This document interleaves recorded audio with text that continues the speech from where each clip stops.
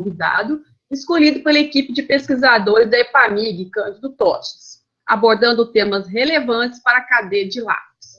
Nosso bate-papo é um evento gratuito, sem interesse comercial e direcionado aos estudantes, professores, produtores, instituições de pesquisa e ensino, profissionais e empresas do setor. Mais do que uma live, o formato do evento permite que os participantes estejam ao alcance dos convidados em uma conversa informal, porém produtiva e rica de conhecimento. A grande marca do nosso evento é a interação com os participantes e a informalidade, marca registrada da EPAMIG Cândido Toches. Agradecemos a presença de todos que estão aqui nos prestigiando esta manhã e também ao nosso chefe do LCT, professor Sebastião Tavares. Convidamos agora para uma breve saudação. Obrigado, Renata. Bom dia a todos. É um prazer tê-los aqui mais uma vez na nossa sala de bate-papos, bate-papo tecnológico. Quero agradecer ao Michael, o Michael Mitsuo, é isso, Michael? Mitsuo, isso. Mitsuo. E também a Christian Hansen, nossa parceira também, a empresa que ele representa. E um motivo especial, que eu mencionei há pouco, o Michael é nosso ex-aluno, né? Então, uma oportunidade de encontrar contemporâneos e colegas que participaram de momento importante na formação deles, né? Ao Luiz Carlos Gonçalves, que vai fazer a moderação, professor e pesquisador da nossa instituição. A Renata Golim, também professora e pesquisadora, que vai fazer a coordenação, né? Agradeço a todos os membros da nossa equipe que estão aqui, os professores, pesquisadores, e a todos vocês das mais diversas regiões do país que sempre nos honram com suas presenças e visitas e a participação no bate-papo tecnológico, né? Evento que já se tornou referência para todo o setor, né? Temos recebido visitas de várias regiões do país e do exterior também. O tema de hoje: preparo de leite para a fabricação de queijos e seus impactos tecnológicos. Desejo a vocês, então, boa sorte aos nossos palestrantes, moderador e coordenação, e a todos vocês que façam um bom proveito do nosso evento. Devolvo, então, Renata, a palavra para você, para dar continuidade a essa solenidade aí. Obrigada, professor. Essa semana recebemos o ilustre convidado Michael Mitsuo Saito, da empresa Christian Hansen, para falar sobre o tema preparo de leite para a fabricação de queijos e seus impactos tecnológicos. Aproveito a oportunidade para agradecer o aceite do convite, Michael. Quando falamos em tecnologia de queijo, o primeiro fator a se considerar é a qualidade da matéria-prima, ou seja, o leite, que será fundamental para a qualidade do produto. Do leite retirado na fazenda até o laticínio, acontecem algumas mudanças físico-químicas e microbiológicas que impactam na fabricação do queijo. As indústrias queijeiras têm dado especial atenção nas etapas de fabricação de queijo, para obtenção de rendimento e um produto de qualidade, mas não realizam alguns tratamentos do leite que também podem contribuir para essa melhoria. Por isso, trabalhar esse leite para que minimize os impactos na fabricação do queijo e fique mais adequado para alcançar um produto de qualidade é o tema a ser abordado hoje nesse evento. A moderação do nosso bate-papo nesta manhã será realizada pelo professor da EPAMIG LCT, Luiz Carlos Gonçalves Costa Júnior, que possui graduação em Engenharia Agronômica pela Universidade Federal de Lavras, mestrado em Ciência e Tecnologia de Alimentos pela Universidade Federal de Viçosa e doutorado em Ciências dos Alimentos pela Universidade Federal de Lavras. É professor e pesquisador da EPAMIG Instituto de Laticínios Cândido Toches na área de Físico-Química do Leite e Derivados. Também é docente no programa de pós-graduação em Ciência e Tecnologia de Leite e Derivados, uma parceria da UFJF, EPAMIG LCT e Embrapa Gado de Leite. Antes de iniciarmos, peço por gentileza que mantenham seus microfones desativados durante a apresentação e tomem cuidado para não apresentar o botão de apresentar agora, para não interferir na apresentação do convidado. Por favor, deixem suas dúvidas no chat para que possamos acessar após a apresentação. Luiz Carlos, agradeço por ter aceitado o convite para ser moderador deste bate-papo e passo a palavra para a apresentação do nosso convidado. Obrigado, Renata. É um prazer muito grande, Michael, tê-lo conosco nesse evento, né? Agradeço já de antemão aí a Christian Hansen por ter cedido você para nos prestigiar hoje com a palestra. Então, vamos falar um pouquinho, antes de começar a apresentação do Michael, sobre ele, né? Nosso convidado, o Michael Mitsuo, é técnico em laticínios, formado pelo Instituto de Laticínios Cândido Tostes, da IPAMIG, fez a graduação em Engenharia de Produção pela Universidade Federal de Juiz de Fora e a pós-graduação em Estatística Aplicada à Indústria na mesma universidade. Ele foi professor do Instituto de Tecnologia de Queijos e atualmente é gerente de projetos e aplicação América Latina na Christian Hansen. É membro global do grupo de tendências tecnológicas de queijos de pasta filata e continentais. Michael, seja muito bem-vindo. Foi um grande estudante que a gente teve durante a nossa docência, fui professor do Michael, e depois ele foi bolsista nosso aqui no Instituto durante a sua graduação na universidade. Então, eu já agradeço a sua participação novamente, né? E sejam muito bem-vindos vocês, laticinistas de todo o Brasil e do exterior, que estão nos prestigiando hoje, colegas da EPAMIG, pessoal das universidades, docentes, discentes e de outras instituições laticinistas, né, das indústrias, das empresas de insumos. Sejam muito bem-vindos ao nosso bate-papo tecnológico. Vou deixar a palavra, então, com o nosso convidado, o Michael, para fazer a sua apresentação. Obrigado, Luiz. Obrigado, Renata. Obrigado, professor Sebastião. Para mim é uma satisfação muito grande estar aqui com todos vocês, né? É sempre bom a gente que estudou aí na escola reviver aí um pouco, mesmo que virtualmente, aí esse momento, né? A gente poder dividir conhecimento aí com todo mundo é sempre uma satisfação muito grande. E eu vejo aqui pessoas bastante queridas, né? Pessoas que foram meus professores, o próprio Luiz, o Fernando, que foi meu orientador aí, né? Pessoas que, né, a gente sempre guarda com um carinho muito grande. E para mim, sem dúvida, é uma satisfação muito grande a gente estar compartilhando aqui algum tipo de conhecimento com vocês nessa sessão aí de bate-papo que vocês criaram, tá? Eu vou começar aqui a projetar aqui a minha tela. Você me avisa aqui quando estiver vendo. Pode deixar, Michael, que eu vou te avisar. Tá bom. Tá, já está compartilhando. Muito bem, bom dia a todos, então, né? Como já foi apresentado aí, eu sou o Michael, trabalho na Christian Hansen.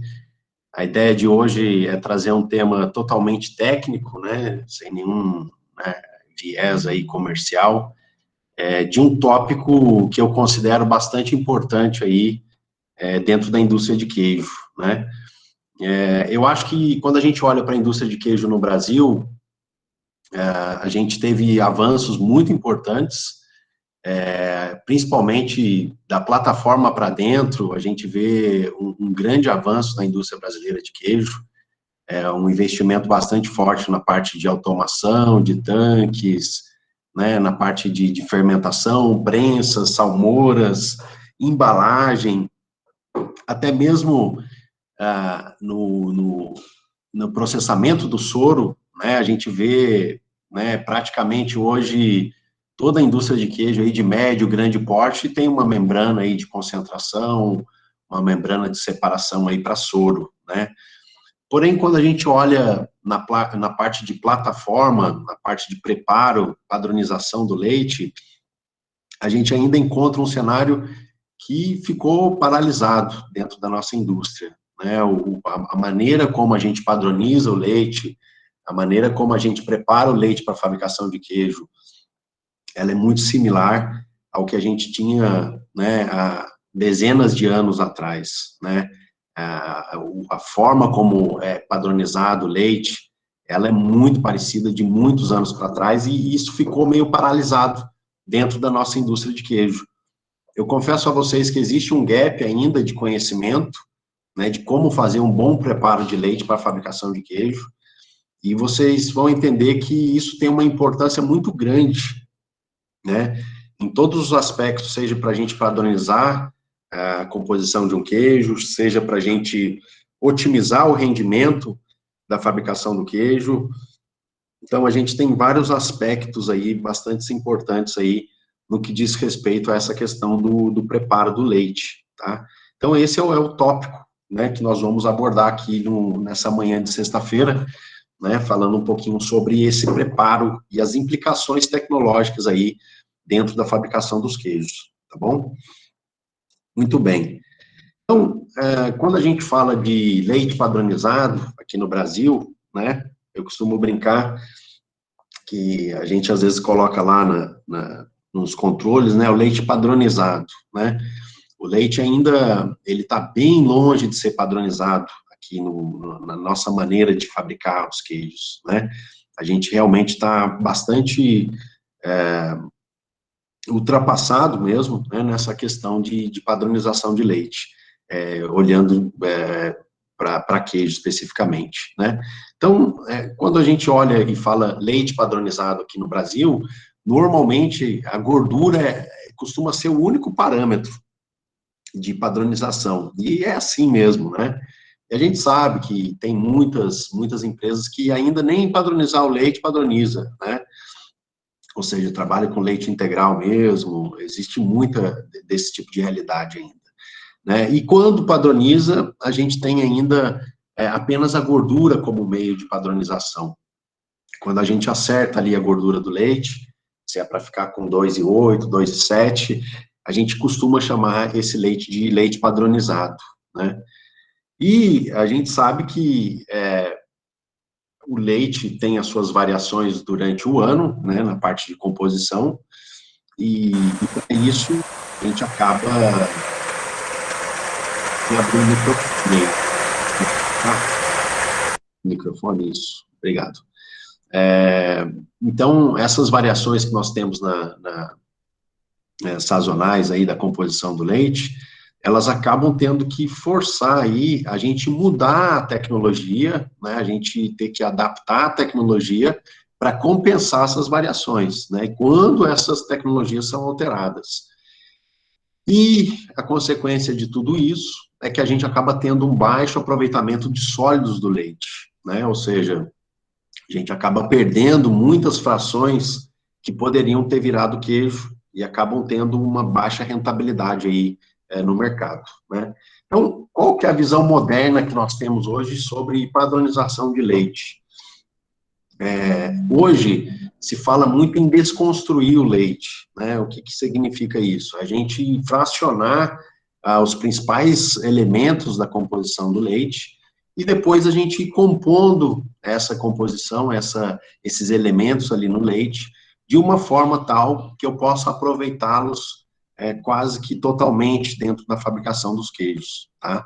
Então, padronização, hoje em dia, o viés de desmembrar o leite e construir uma composição de tal forma que eu possa aproveitar o máximo possível desses sólidos, tá? Sem dúvida, a gente pensa muito, quando a gente olha a padronização também, em como melhorar a rentabilidade de cada componente do leite. Isso faz parte também dessa visão moderna, né?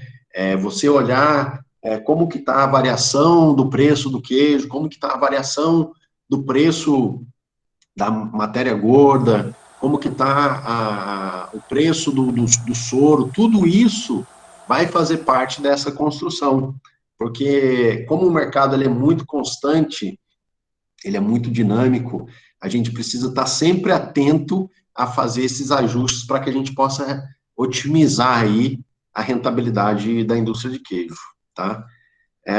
Sem dúvida, quando a gente faz esses ajustes, a gente vai diminuir muito a variabilidade na umidade, né, que é um ponto muito importante dentro da indústria de queijo, né? A a gente sabe que a indústria, ela tem naturalmente uma variação na umidade dos queijos, e quanto mais estreita é essa variação na umidade, mais próxima do limite superior a gente pode trabalhar, né? E por último, isso nos permite, né, ter um processo bastante automatizado dentro da fábrica, né, com tempos, tudo programado, porque à medida que você faz uma padronização adequada, você, sem dúvida, pode adotar medidas ali constantes no uso da tecnologia, né? Você pode automatizar e ter aí um processo bastante constante. Foi exatamente o inverso que aconteceu na nossa indústria, né? Nossa indústria, ela evoluiu muito da plataforma para dentro, né? Pensando que isso ia padronizar muito bem o processo, e como eu tenho um leite que varia muito durante o ano, isso em todo lugar do mundo, o processo contínuo, na verdade, ele tende até piorar essa variação, né? Então, eu acabo tendo muita variabilidade, especialmente em umidade, né? O que representa perda de dinheiro também para a nossa indústria, né? Quando a gente fala de padronização, é importante a gente sempre estar atento no mercado também, às grandes movimentações que acontecem no mercado. Isso aqui é uma série histórica aqui de consumo, né, nos Estados Unidos, de margarina, manteiga, né? A manteiga, ela entrou numa fase que ela foi grande vilã, aí o consumo per capita teve uma queda muito grande, porém, de um tempo para cá, né, aqui a partir de 2005, a gente vê aqui, por exemplo, um aumento em 10 anos de 50% de manteiga, né? Matéria gorda, de uma forma geral, ela teve uma supervalorização aí nos últimos anos, né? Ela deu uma queda agora recentemente, agora volta a subir. Então, é sempre muito importante a gente estar olhando para esses movimentos macros, e a gente está olhando para o nosso mercado interno também. Aqui, um pouquinho sobre as variações que a gente tem aí de 2019 até junho aqui de 2021, da evolução de preço, seja de leite, seja de creme, seja da manteiga, do queijo, do soro, né, do leite em pó desnatado. Por que é importante a gente estar atento a esses números? Porque com base nessas mudanças, desses cenários econômicos, a gente pode ajustar a nossa composição de uma forma tal que eu consiga otimizar o meu resultado financeiro, tá? Então, padronização de leite tem muito a ver, sim, com essa questão do mercado, né? De onde eu consigo rentabilizar mais cada componente do leite, né? A mesma gordura que está presente no leite, se ela for para o soro, ou se ela for para o queijo, ou se ela for para a manteiga, ela vai ter remunerações diferentes, né? E cabe a nós, técnicos, saber a decisão mais assertiva, de tal forma que eu possa otimizar esse resultado da indústria. Isso é um exercício constante, né? Ou seja, não é um cenário estático, onde eu falo, bom, agora eu vou fazer o preparo do leite com essas condições e eu vou seguir o resto do ano. Não, justamente porque a gente está vendo aqui que esses preços, eles flutuam constantemente, semanalmente, esses preços estão mudando, né? Então, esse exercício de olhar de forma macro o mercado, ele é muito importante para nós técnicos saber decidir qual a melhor forma de desenhar essa composição do leite, tá bom? Bom, aqui uma clássica tomada de decisão do fabricante de queijo, né? Constantemente passa essa dúvida na cabeça do industrial, do queijeiro, né? Que decisão tomar com essas duas situações aqui, né? Aqui eu tenho na esquerda um leite que está com 3,4 de gordura, e na direita eu posso trabalhar com leite com 2,8 de gordura, né? Eu vou fazer queijo prata ou queijo mussarela, enfim, qual queijo que seja, é uma decisão a ser tomada, né? Que composição eu vou utilizar nesse exato momento, né? Visando aí a questão da rentabilização de cada componente. Então, essa é uma resposta que ela vai mudar em cada semana que a gente fizer esse exercício, né? Porque a gente tem as variações de preço, de queijo, variação da matéria gorda, né? Toda essa questão envolvida, e sem dúvida que isso vai impactar nessa decisão, né? É muito evidente, né, na cabeça de todo mundo que esse leite da esquerda aqui, um leite que tem 3 e 4 de gordura, ele vai me render muito mais queijo. Isso é claro para todo mundo, mesmo tendo uma cifra de transição de gordura mais baixa, né? Quando eu tenho aqui uma gordura mais alta com a mesma proteína, a relação proteína-gordura, ela vai ficar mais baixa, a minha cifra de transição tende a cair um pouco da gordura aqui em relação a esse tipo de leite. Mas qual é a melhor decisão a ser tomada? Né? Aqui eu tenho as respectivas saídas aqui de queijo, como que ficaria a composição de cada queijo obtido desse leite aqui. Depois eu vou passar no final para vocês, eu vou mostrar como que a gente faz uma simulação disso numa planilha de Excel, para que a gente possa prever qual o rendimento que eu consigo obter através de cada uma dessas composições de leite aqui. É uma fórmula bem antiga, chamada de Van Slyke. Essa fórmula nos permite prever quantos quilos nós vamos ter de queijo. Então, aqui, ó, tá claro que eu vou ter aqui quase 7% a mais de queijo quando eu estou trabalhando com esse leite totalmente com 3 e 4 de gordura, né? Eu vou ter 6,83% a mais de queijo comparado com esse da direita, né? Então, basicamente, nesse cenário da direita, como eu vou ter um excedente aqui de 15 quilos de matéria gorda, eu posso utilizar essa matéria gorda para vender como creme ou como manteiga, propriamente dito, tá? Então, seria uma saída aí, né? No caso aqui, seria 15 quilos de creme e 6 quilos de matéria gorda, né? Então, aqui eu tenho os rendimentos respectivos de cada um desses leites, né? 9,14, com esse leite aqui, 3 e 4 de gordura, e esse aqui com 2,8, 9,60, né? Porém, né, a grande pergunta é qual desses cenários me gera o melhor resultado financeiro? Então, eu vou precisar imputar aqui, ó, o preço, né, do queijo, o preço da matéria gorda, o preço da manteiga, e esses preços, eles vão mudar ao longo de cada semana. Como está desenhado hoje, esses preços aqui, eu peguei relativamente recente, esses preços aqui que a gente tem, né? Hoje, por exemplo, eu consigo fazer mais resultado com esse leite aqui mais gordo, né? Por quê? O quilo do queijo, ele está sendo bem remunerado em relação ao quilo da matéria gorda. Mas, de repente, se você tem um contrato com uma empresa onde a sua matéria gorda ela é mais bem rentabilizada, seja como um requeijão ou como matéria gorda mesmo, como creme, mas ele tem um preço mais alto, esse cenário vai mudar.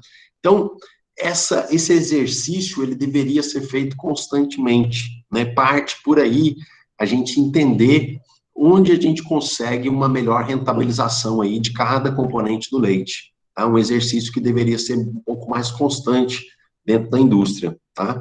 Então, quando a gente fala de padronização, a gente tem essas movimentações macro, né, essas movimentações econômicas, que vão ditar a tendência de colocar mais gordura, mais proteína, dependendo dos preços que a gente tem do mercado. E quando a gente olha do ponto de vista técnico, propriamente dito, nós temos as 3 grandes áreas de padronização em leite. Então, nós temos a padronização física, né, a padronização física que vem a ser a questão da temperatura, a questão da remoção de sujidades, né, todos esses aspectos são relacionados à padronização física. Nós temos a padronização biológica, que hoje no Brasil está ganhando muita força, especialmente aqueles queijos onde eu preciso de uma proteção extra, né? É muito comum a gente fazer uma pré-maturação a frio do leite, para que eu possa ter ali algumas bactérias que possam fazer uma proteção extra na fabricação dos queijos, e também é muito comum a utilização de algumas bactérias láticas para que eu possa aportar enzimas, né, durante a maturação, tá? Então, é comum a gente utilizar ali uma maturação biológica, frio, no leite, para que eu possa padronizar a maturação do queijo, né? Na verdade, eu vou estar liberando muito mais enzimas na fase de maturação do queijo. Isso, sem dúvida, é um elemento que não só vai acelerar a minha maturação, como também vai aportar muito mais sabor ao queijo, né? E, por fim, seria o grande tópico que nós vamos abordar aqui hoje, nós temos a padronização química, né? Que vem a ser todos os componentes aí importantes que nós temos no leite para a fabricação do queijo. Então, nós vamos falar da padronização da gordura, nós vamos falar um pouquinho sobre padronização de proteínas, como a gente consegue melhorar um pouco a recuperação dessas proteínas do queijo. Nós vamos falar um pouquinho sobre padronização de minerais, algo extremamente importante dentro do queijo.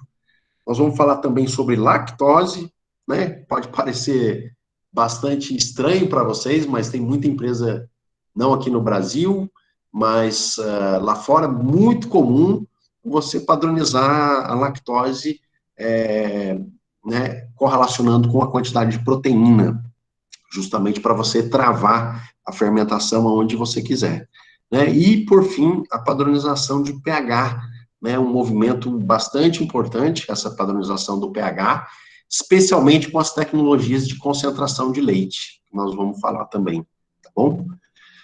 Muito bem, então vamos começar aqui pela gordura do leite, né? Dentro de gordura de leite, nós vamos falar sobre 3 aspectos importantes. Primeiro, a padronização da gordura sobre a proteína do leite, né? Um aspecto muito importante a ser considerado em fabricação de queijo.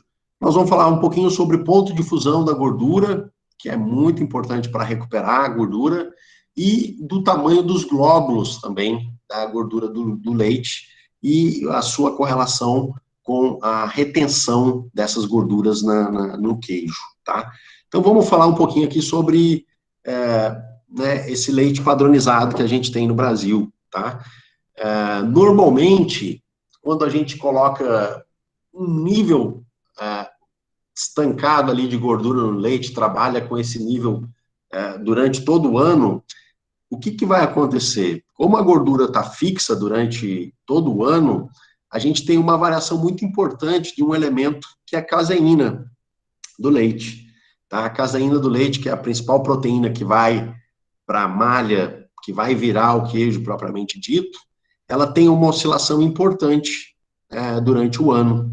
Por exemplo, aqui nessa época de junho que nós estamos no melhor momento, né, de caseína do leite, né, onde que normalmente o rendimento nosso fica bom em relação a outras épocas do ano, tá? Então, junho, julho, costumam ser aí os 2 grandes meses para a gente bater aí os melhores rendimentos dentro da fábrica. Então, quando eu deixo a minha gordura fixa, evidentemente que eu vou ter uma variação, né, uma variação importante dessa relação gordura ou caseína-gordura, tá? Então, por exemplo, aqui nessa época agora de junho, julho, eu teria uma relação caseína-gordura mais alta, né, se eu comparar com uma época de novembro, dezembro, se eu trabalhar com a mesma gordura, né? Nesse caso aqui, a gente está com uma gordura de 3, tá? Então, eu estou mudando o meu fator caseína-gordura de 0,81 para 0,76. E o que isso impacta? Impacta principalmente na textura do queijo, primeiro, né? Nesse caso específico aqui, eu teria um queijo muito mais firme, né? Se eu manter aí os mesmos níveis aí de umidade, evidentemente que esse queijo vai ficar muito mais firme do que esse aqui, né? E não é à toa que nessa época aqui de queijos fabricados em novembro, dezembro, a gente tem uma incidência de amolecimento muito grande de queijo, que vem estourar ali em janeiro, né, fevereiro, muitas das vezes. Justamente porque é o período do ano que a gente tem uma maior contagem de células e, ao mesmo tempo, como a gente trabalha com uma gordura fixa, essa caseína gordura acaba ficando mais baixa, né? Então, se eu não tenho como padronizar, né, não tenho meio de padronizar essa proteína, a gente deveria ajustar aqui essa gordura para que eu tivesse um fator mais próximo, ou, pelo menos, eu fizesse um ajuste na umidade do queijo para que eu pudesse ter aí a mesma textura, pelo menos no final, tá? É o que mostra aqui nesse gráfico, né? Quando eu tenho uma relação, isso aqui seria um índice de proteína-gordura, né? A relação entre proteína e gordura. Aqui eu tenho a umidade do queijo e aqui eu tenho a nossa chamada UMD. Lembrando que a UMD, quanto mais alta, mais mole é o queijo, né? Então, aqui eu tenho uma situação de dezembro, por exemplo, né? Eu tenho aqui uma relação proteína-gordura baixa em relação a julho, né? Ela está mais baixa, né? A umidade, mesmo estando mais alta, eu vou ter uma UMD mais alta, ou seja, parece que é bastante antagônico, né? Mas é um queijo que, mesmo tendo uma umidade aqui né, satisfatória, ele vai acabar tendo uma UMD mais alta, né? Isso vai ocasionar, sem dúvida, um amolecimento do queijo, né? Então, vocês vejam que aqui em julho, por exemplo, eu estou com uma umidade mais alta do que em dezembro, e mesmo assim a UMD, ela fica mais baixa, o que dá um queijo mais firme. Então, para dar aqui uma mesma firmeza de queijo, eu teria que colocar muito mais umidade nesse cenário aqui, para que eu pudesse ter exatamente a mesma textura. Então, são esses movimentos aí que é importante ter em conta, né? Porque se a gente não mexer, se o nosso padrão de umidade ficar constante também, eu vou ter uma diferença de textura importante aí ao longo do ano, tá? Falando um pouquinho agora sobre o elemento que a gente está discutindo, que é a gordura, né? A gordura do leite, ela se apresenta em glóbulos, né? São chamados os glóbulos de gordura. Esses glóbulos, eles têm uma carga elétrica, né? Ele tem um potencial zeta aqui, né? Uma carga repulsiva negativa, né? Existe essa carga negativa e dá uma estabilidade física aí para os glóbulos de gordura no leite, né? É importante que esses glóbulos, né? Aqui nós temos uma membrana que ela é composta por fosfolípides, e essa preservação dessa membrana, ela é extremamente importante aí para a fabricação de queijo, né? E aqui vale uma atenção muito grande, né, gente, quando a gente vai fazer linhas de leite para bombear, né, para dentro da fábrica, né? O pessoal às vezes coloca umas bombas, né? Acha que bombear leite é igual bombear qualquer outro líquido, água, qualquer coisa assim. Então, a gente, às vezes, toma algumas pequenas decisões de colocar uma bomba que tem uma rotação extremamente alta, e isso vai gerar danos aqui nessa membrana, né? Ou, às vezes, o transporte desse leite, né, ele não foi adequado ali no sentido de não encher completamente o caminhão, esse leite vem batendo durante esse transporte. Você coloca o leite lá dentro da indústria, dentro do tanque, já tem aquela separação, tem um monte de gordura separando. Se você tem aquela gordura separando lá no tanque, você pode ter certeza que aquela gordura você não aproveita mais. Ela até some ali da fabricação, porque quando você aquece acima do ponto de infusão da gordura, ela acaba dissolvendo ali, ela acaba liquefazendo. Mas a gordura, ela vai ser perdida, aquela gordura você perdeu ela. Isso tem muito a ver com bomba, né? Muito a ver com bomba, principalmente, né? Muita agitação ali da sua recepção até a entrada ali para a fabricação dos queijos lá no tanque, tá? Então, essa preservação dessa membrana é extremamente importante.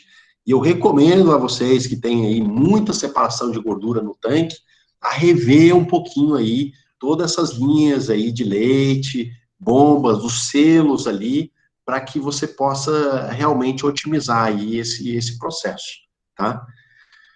Então, o que é importante a gente falar aqui, ó?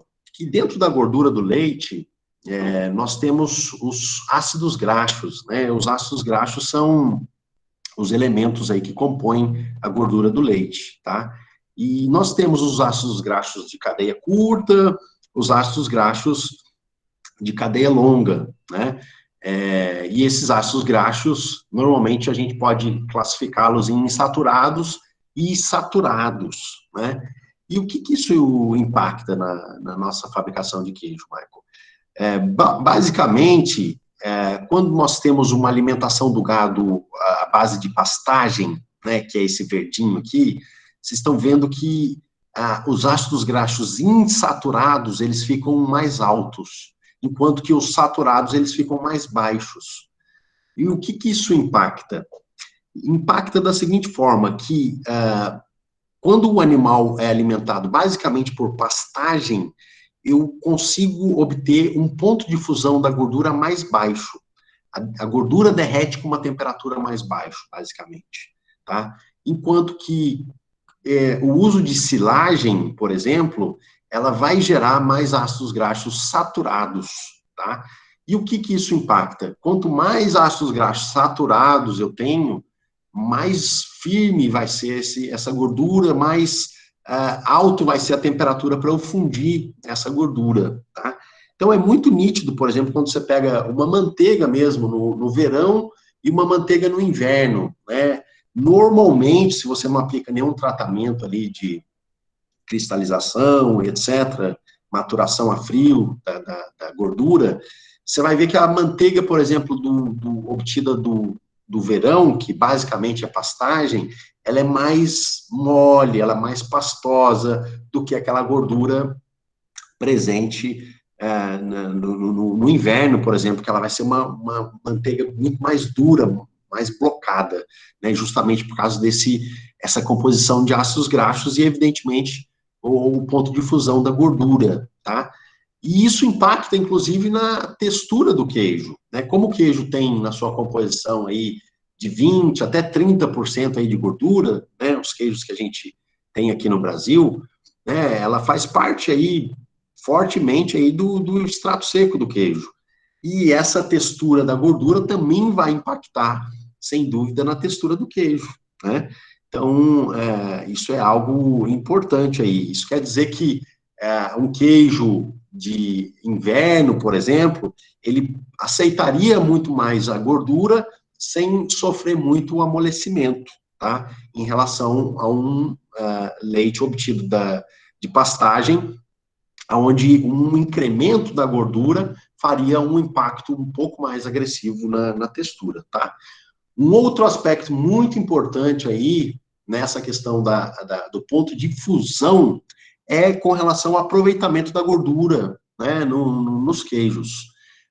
O que acontece? Normalmente, a coagulação do leite, né, a temperatura que a gente usa para coagular o leite, ela fica muito próxima do ponto de fusão da gordura, tá? Então, se no verão, como eu disse, se eu tenho um leite de muita pastagem, o que acontece? A gordura ela vai estar muito líquida na temperatura que eu uso para coagular o leite, né? Então, se eu trabalho ali com 35 graus, por exemplo, eu já vou estar numa fase líquida da gordura, né? Isso faz com que eu tenha mais perdas de gordura para o soro, tá? No verão, em relação ao inverno. Então, é muito comum em regiões, por exemplo, norte do país, né? Centro-oeste, a gente tem naturalmente um ponto de fusão mais baixo da gordura. Para que eu consiga aproveitar melhor aí essa gordura, é importante vocês baixarem a temperatura de coagulação, né? Essa temperatura mais baixa, sem dúvida, ela ajuda a solidificar a gordura, e a gordura mais sólida, sem dúvida, ela acaba ficando mais retida no queijo, tá? Evidentemente que se você tem um fermento, né, que depende da temperatura, você vai ter que ajustar, sem dúvida, o seu fermento para que ele possa trabalhar ali sem nenhuma perda de atividade pelo fato de ter descido ali 1 grau, tá?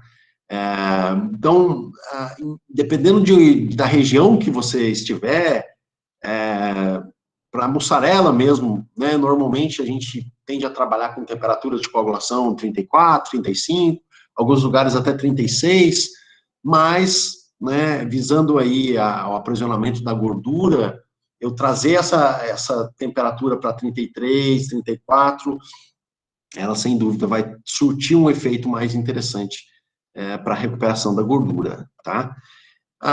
Com relação ao tamanho dos glóbulos da gordura, é importante a gente mencionar, né, que quando a gente aprisiona uma gordura dentro da malha de caseínas, a gente não tem nenhum tipo de interação entre a gordura e as proteínas. É simplesmente um aprisionamento físico que eu tenho, né? A gordura e a proteína, em um estado normal do leite, elas não têm uma interação, né? Então, esse aprisionamento, ele é físico, propriamente dito. Então, é por isso que quando ela está no estado sólido, eu consigo aprisionar mais essa gordura.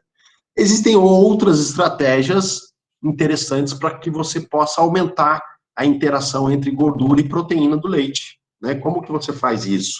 Um dos tratamentos utilizados é a homogeneização do leite, tá?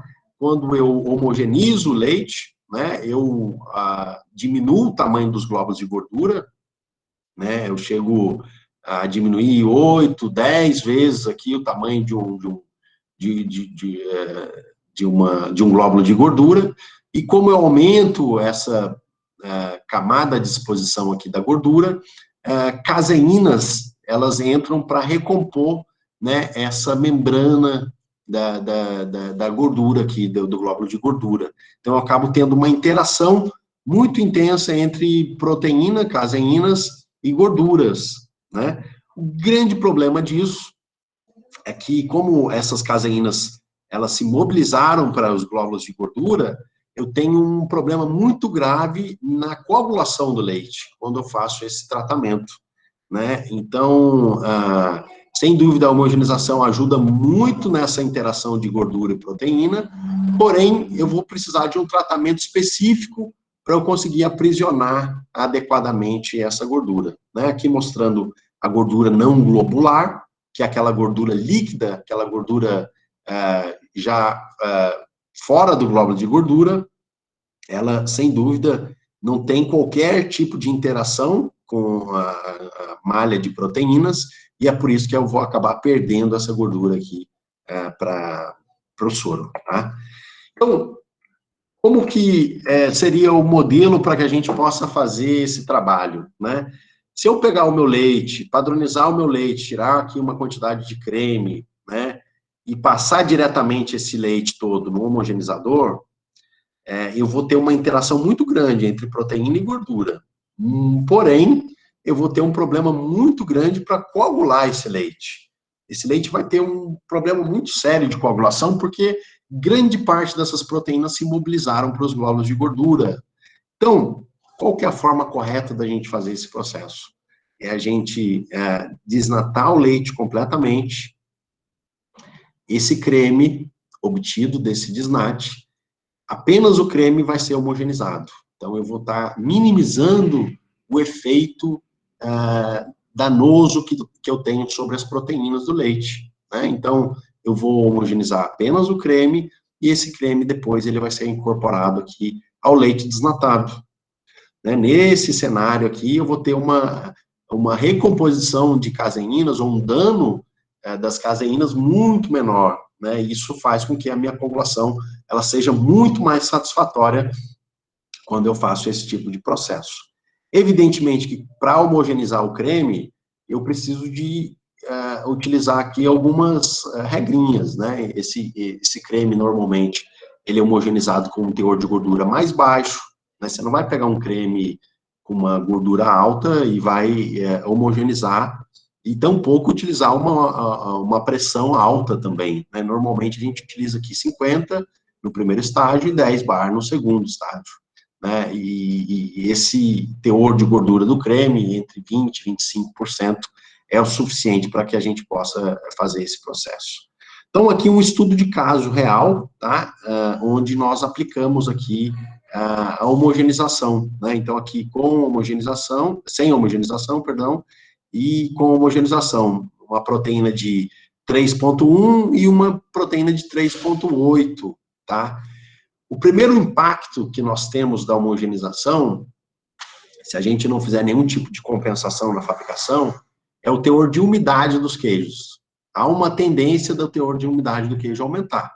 O queijo vai ter maior dificuldade de cinérese, né, para soltar o soro. Então, você vai ter que adotar procedimentos para poder secar um pouco mais esse queijo, porque sem qualquer tipo de intervenção, esse queijo vai ficar mais úmido, porque como eu tenho muitos glóbulos de gordura dentro da malha de proteína, a cinérese ela vai ficar mais dificultada, né? Então, aqui dá para ver que a matéria seca, né, aqui DM, né, que seria o extrato seco do queijo, ele está ficando mais alto com o tratamento sem homogeneização, né? Então, isso mostra que os queijos com homogeneização, eles apresentam mais umidade. Porém, olha que interessante aqui, quando eu olho a gordura no soro, tá? Aqui está expresso em gramas por litro, tá? Então, sem homogeneização, eu tenho 1,1 gramas por litro de gordura no soro. Isso dá 0,15%, tá? Fazendo aqui na continha, aí daria 0,15%, que é uma expressão mais comum aí para todo mundo. Quando a gente olha aqui para o que foi homogeneizado, nós temos aqui 0,70 gramas por litro, ou 0,07, né? Ou seja, não perco quase nada de gordura no soro, né? E mesmo com mais proteína também aqui, né? Uma proteína mais alta, com mais gordura, evidentemente, você vê que tem uma redução muito drástica aqui, né? Quando eu olho aqui para a parte de rendimento, né? Lembrando que aqui rendimento ajustado, né? Na matéria seca, e aqui seria o rendimento, não o rendimento litros por quilos nosso, tá? Aqui é o rendimento percentual, ou seja, quilos de queijo para cada 100 quilos de leite. Então, esse número, quanto mais alto, melhor é o rendimento. Então, estou vendo aqui mais rendimento aqui com o tratamento de homogeneização, tá? Olha o que acontece com o coeficiente de aproveitamento de gordura, né? Eu estou saltando aqui de 93% para quase 98%. É um aproveitamento fantástico de gordura, né? Sem nenhum tratamento aí, não é possível a gente obter um tratamento uma recuperação tão alta de gordura como essa daqui, tá? Então, esse seria um tratamento físico de como aumentar essa interação entre gordura e proteína, tá? Existe um tratamento enzimático também, um tratamento químico, que a gente pode fazer também na gordura do leite, tá? Isso é através de uma enzima chamada fosfolipase, né? Essa enzima fosfolipase, ela nada mais do que faz do que hidrolisar uma parte aqui da membrana do glóbulo de gordura. Então, lembrando que aqui a gente tem uma camada de fosfolípide, né? Essa fosfolipase vai atuar em cima dessa membrana e vai liberar um composto chamado lisofosfolípide. E esse composto, ele tem uma grande característica de interagir com as caseínas, né? Então, uma parte dele interage muito bem com as caseínas e a outra parte vai interagir com o glóbulo de gordura. Isso faz com que a gente tenha uma retenção muito interessante de gordura e proteína para dentro do queijo, né? Aqui uma foto real, né, de um tanque onde eu tenho esse tratamento enzimático e aqui sem o tratamento enzimático, né? Nitidamente dá para ver no soro que eu tenho muito menos sólidos, muito menos gordura e proteína aqui do que nesse cenário aqui, evidentemente, devido a essa interação mais intensa entre gordura e proteína que eu gerei na minha fabricação, tá bom? Muito bem, vamos falar agora sobre as proteínas do leite. Como que a gente pode fazer aí todo o melhor aproveitamento das proteínas, tá? Basicamente, nós vamos falar um pouquinho sobre como que é o conteúdo de proteína do leite, vamos dar uma revisada nisso, e quais são os métodos existentes para que eu possa aproveitar as proteínas do leite, inclusive as soroproteínas, que é um assunto relativamente novo dentro da nossa escola, né, de queijos aqui no Brasil, tá? Essa incorporação de soroproteínas. Então, vamos falar um pouquinho sobre as maneiras como a gente pode fazer esse processo, tá bom? Bom, vamos falar sobre proteínas, então, só para a gente fazer uma revisão aqui, dentro do nitrogênio total, a gente tem aqui nitrogênio proteico, que basicamente ele vai ser distribuído dentro de dois grandes grupos de proteínas. Nós temos as caseínas e nós temos as soroproteínas. Né? As caseínas do leite, normalmente, elas têm um teor aí de 21 a 27 gramas por litro, né? Ou 2,1 a 2,7%. Isso depende muito, muito do nível de células somáticas que eu tenho no leite, tá? Quanto mais alto o nível de células somáticas que eu tenho, normalmente mais baixo é esse índice de caseína em relação às proteínas totais, tá?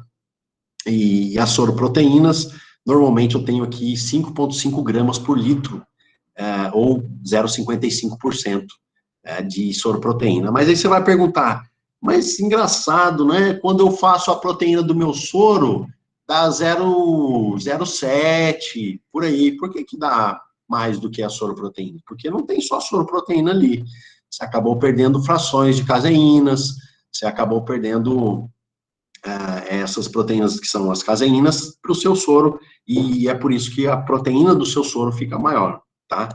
Então, dentro aqui desse grupo aqui das caseínas, nós temos as frações de caseínas, né? E, no geral, dentro do total, 78% do que as proteínas do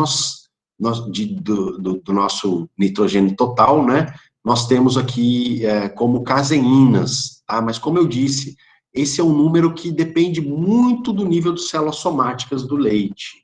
Se eu tenho, por exemplo, uma alta contagem de células somáticas, esse número pode despencar até para 68%, tá? Então, é extremamente correlacionado com as células somáticas. 17% normalmente vai ser soroproteínas, que normalmente são as proteínas solúveis, que, se eu não fizer nenhum tipo de tratamento, elas naturalmente vão para o soro, né? E eu tenho aqui, né, 94%, 95% que vai ser essas proteínas, e, né, 5%, 6% que vai ser não proteico, né, frações solúveis aí que a gente vai acabar perdendo, né, ureia, né, todos esses compostos aí que não são aproveitados como proteína. Aqui, mostrando um pouquinho sobre essa importante fração do leite, que é a caseína, né? A caseína, que é a principal proteína que impacta aí nessa fabricação dos queijos. Fiz aqui um comparativo entre o nosso nível de caseína, Argentina e Europa, né? Lembre-se que no hemisfério sul, né, nós vamos ter aqui, normalmente, na época de junho e julho, o pico de caseína, enquanto que no hemisfério norte é o contrário, né, nessa época é onde tem o menor nível de caseína, tá? O Brasil, a gente precisa reconhecer que nos últimos anos teve um avanço muito importante do teor de caseína, nós tivemos um aumento muito grande aí em algumas regiões queijeiras de caseína. É muito comum a gente achar hoje leite no Brasil com 2,5% de caseína, até 2,6%, que até um tempo atrás era quase que impossível, né? Mas hoje a gente já tem uma média muito melhor do que alguns anos para trás, tá? Esse gráfico aqui, por exemplo, ainda tem muitas regiões do Brasil que, infelizmente, refletem uma média aqui de 2,2% de caseína, que é muito baixo, né? Em contrapartida, nós já temos regiões muito boas aí para queijo, onde nós temos facilmente aí 2,4%, 2,6 de caseína, né? Muito próximo do nível europeu ou argentino mesmo, tá?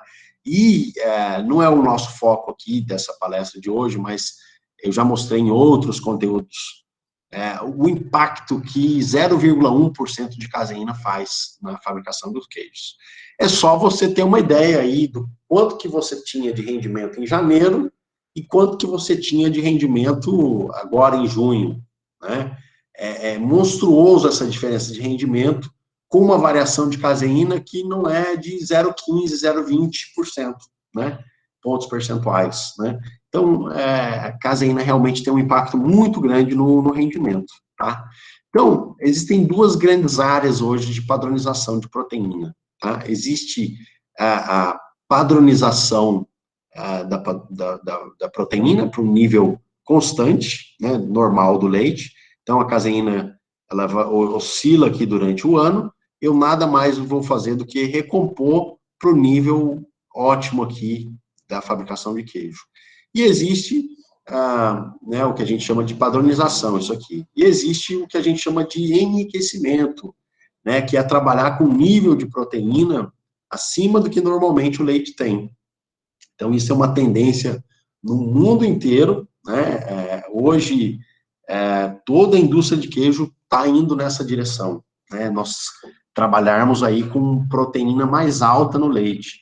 Quanto que é, Marco? Normalmente, né, o primeiro passo aí é trabalhar aí com 4,5%, 4,3% de proteína, tá? À medida que você vai subindo esse nível de proteína no leite, os desafios tecnológicos, eles vão ficando mais altos também. Vou colocar um extremo alto aqui para vocês. Já existe indústria que trabalha com 7% de proteína, para vocês terem uma ideia, no leite, tá? Evidentemente que é um processo que exige muito tecnicamente para que você possa compensar todo esse enriquecimento, tá?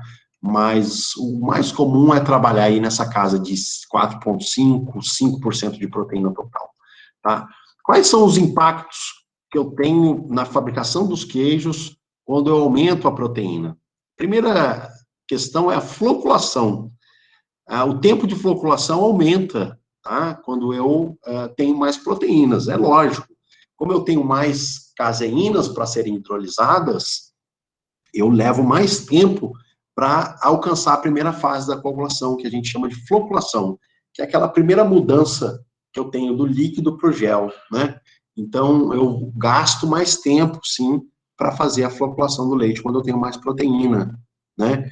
Quando eu tenho mais proteína, porém, o tempo para obter a firmeza, ele diminui drasticamente, né? Então, quanto mais alta a minha proteína, né, que eu tenho a proteína, menos tempo eu gasto para chegar na firmeza máxima, né? Então, até é muito comum a gente trabalhar com temperatura de coagulação muito baixa também, para evitar que eu nem consiga cortar aí a coalhada durante o processo, porque a firmeza, ela aumenta muito rápido. Então, para eu poder domar, vamos assim dizer, a minha firmeza, eu preciso trabalhar com uma temperatura mais baixa, né? Dependendo do tipo de concentração que eu tenho, eu posso chegar a trabalhar até com 30 graus, só para vocês terem uma ideia, tá bom?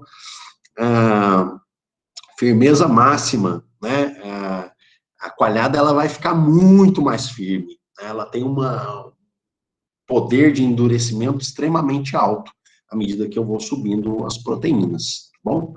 Então, dois tipos, normalmente, de padronização aí das proteínas, né? Então, para aumentar a produtividade, normalmente você pode trabalhar aqui com fortificação, simplesmente aumentar a proteína, né, por exemplo, de 3,1% para 4%, ou se eu quiser aumentar o rendimento, né, o que é normalmente utilizado pela grande maioria das indústrias de queijo, para aumentar rendimento e produtividade, eu não só fortifico o leite, né, para 4,2%, 5% de proteína, e associo com alto tratamento térmico também, né? Para que eu faço esse alto tratamento térmico? Para poder recuperar soroproteínas, né? É um dos meios que eu tenho de recuperação de soroproteínas. Basicamente, tem dois tipos de recuperação de soroproteínas que nós podemos adotar na fabricação de queijo. Um deles que é o tratamento térmico, que é o mais comum, e eu posso adotar também a microparticulação de soroproteína, né, e incorporar isso no leite para fabricar queijo. Cada uma dessas tecnologias geram impactos na funcionalidade do queijo. Por exemplo, quando eu faço uma microparticulação, há uma tendência de dar mais cremosidade para o queijo, né? Então, eu não posso adotar esse tipo de procedimento num queijo que eu vou fatiar, por exemplo. Isso vai atrapalhar muito essa funcionalidade.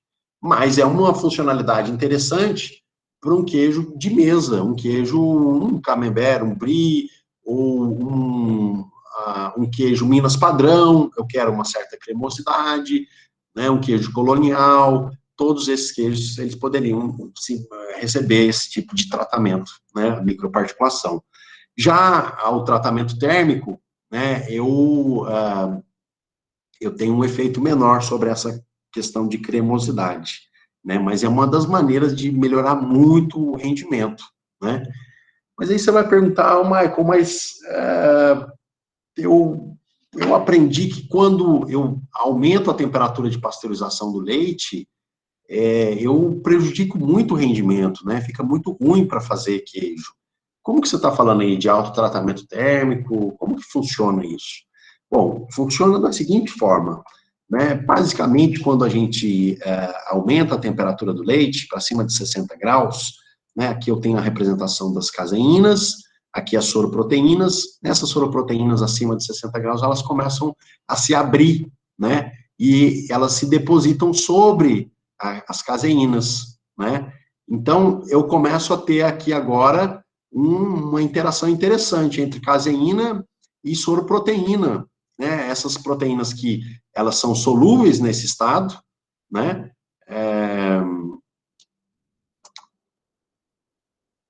Deixa eu só...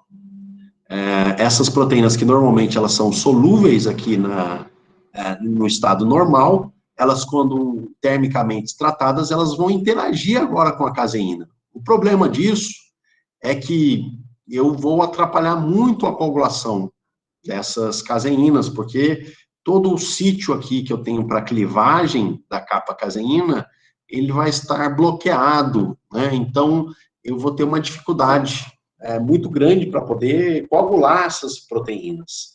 Então, existem maneiras corretas para que eu possa fazer aí esse tratamento térmico adequado, né?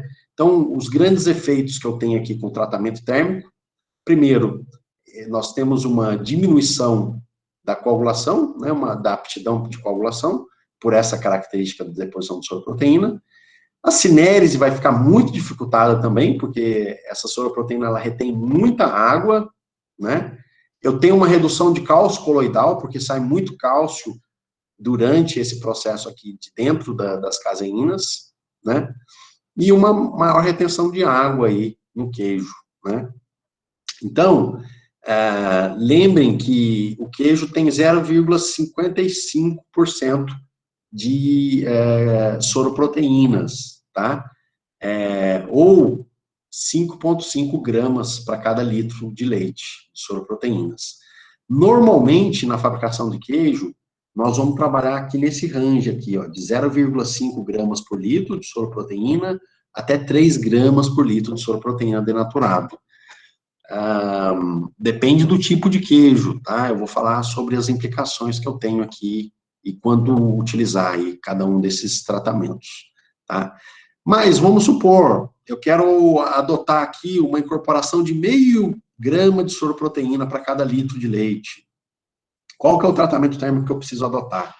Então, depende da sua retenção, né? Se eu tenho uma retenção de 20 segundos ou uma retenção de 60 segundos, tá? É comum aí, algumas empresas, às vezes, adotar uma retenção de 60 segundos para diminuir aí os danos, né? E baixar um pouco a temperatura, tá? Então, se eu tenho, por exemplo, o meu convencional de 20 segundos, eu quero 0,5 grama, eu vou ter que utilizar aqui, ó, 82,5 graus para poder fazer essa incorporação aqui. Você fala, cara, mas se eu passar o meu leite a 82 2,5, eu não vou conseguir coagular esse leite, né? Realmente ele vai ter uma dificuldade muito grande se você não fizer os tratamentos adequados que nós temos. Quais são esses tratamentos? Basicamente, toda vez que eu faço esse tratamento de denaturação, eu preciso colocar, né, para cada 1 grama de proteína de soro que eu denaturei, eu tenho que colocar 2 gramas de caseína, ou retentado, ou MPC, que não foi tratado termicamente. Essa caseína é que vai fazer o arraste daquela caseína que sofreu o depósito com soroproteína, tá? Então, essa é a grande sacada da gente fazer essa incorporação, né? Para cada 1 grama de soroproteína que eu denaturo, eu tenho que colocar o dobro de caseína não denaturada, né? Então, aqui nesse caso, se eu coloquei meio grama por litro de soroproteína, eu teria que colocar pelo menos 1 grama puro de caseína por litro de baixo tratamento térmico, né? Isso para poder fazer esse tipo de recuperação. Depois eu vou mostrar um pouquinho para vocês aqui o diagrama de como que a gente faz isso, tá? Então, as temperaturas, elas variam aqui de 80, 90 graus por 20 segundos, né, em uma fração do leite, para que a gente possa fazer essa incorporação das soroproteínas, tá? Em queijo mussarela, por exemplo, né, eu posso incorporar de meio até 1 grama de soroproteína, tá, por litro de leite. Por quê?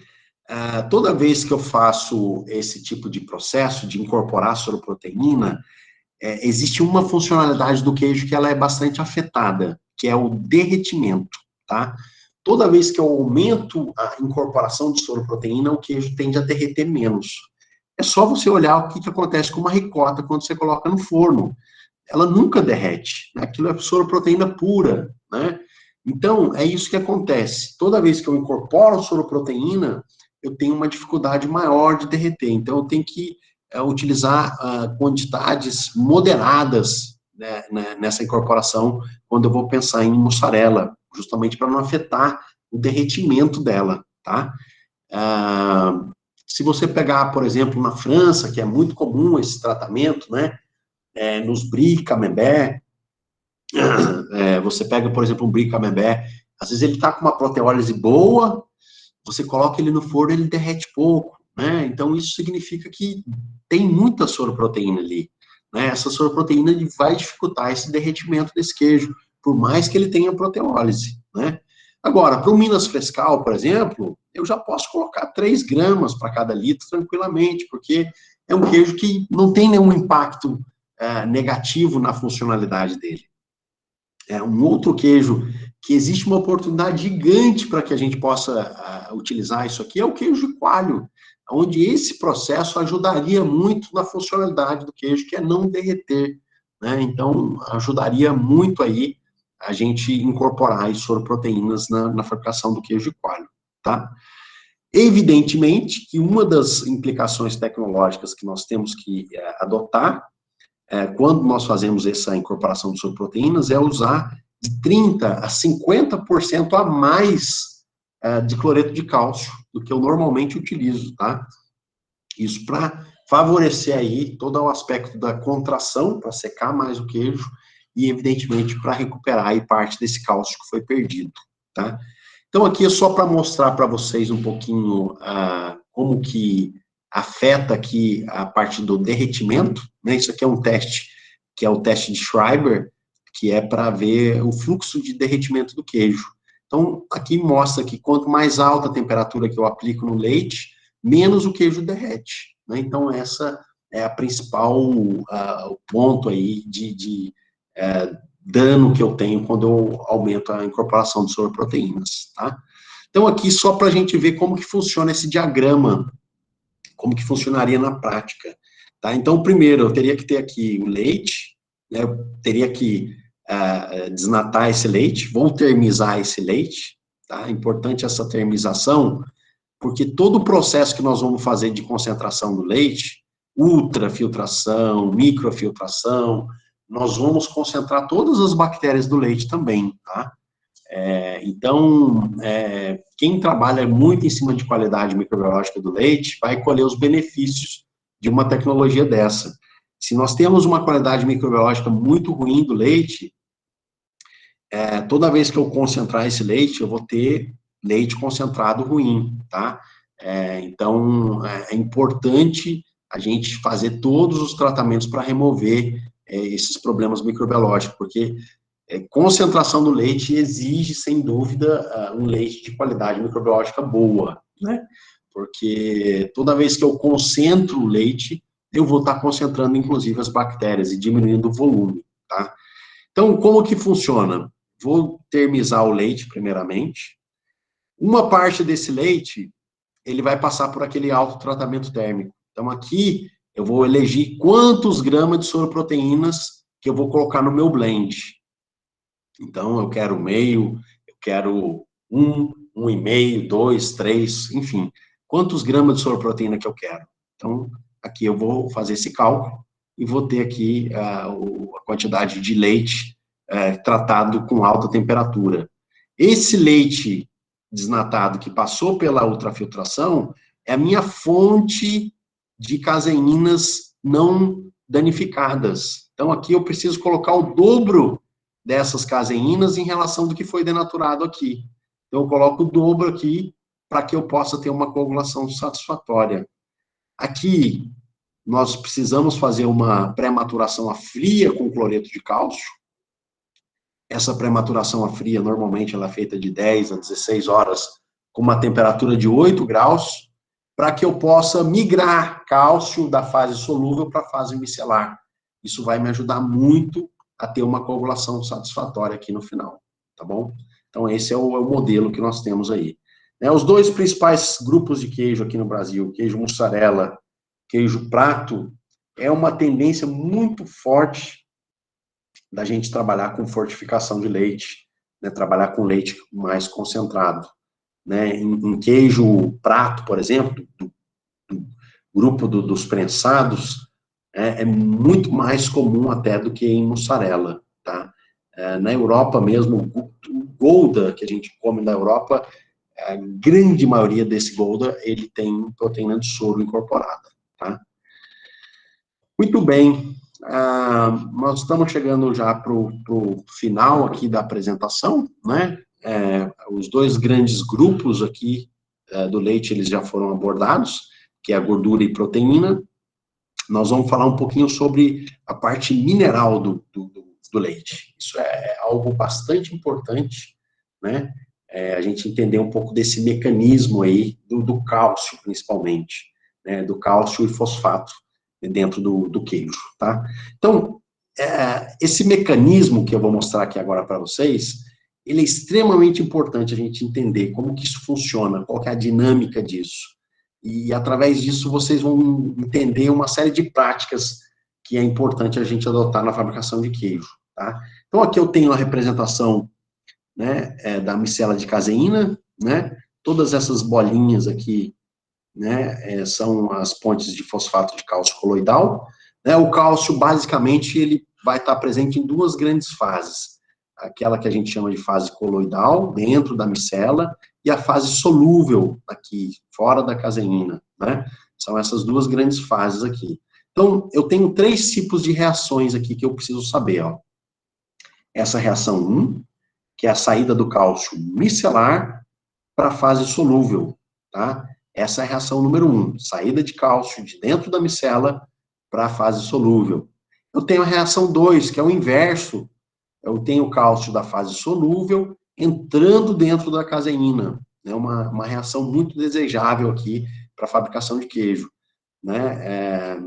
Essa reação número 1, né, antes da coagulação, ela não é muito interessante, tá?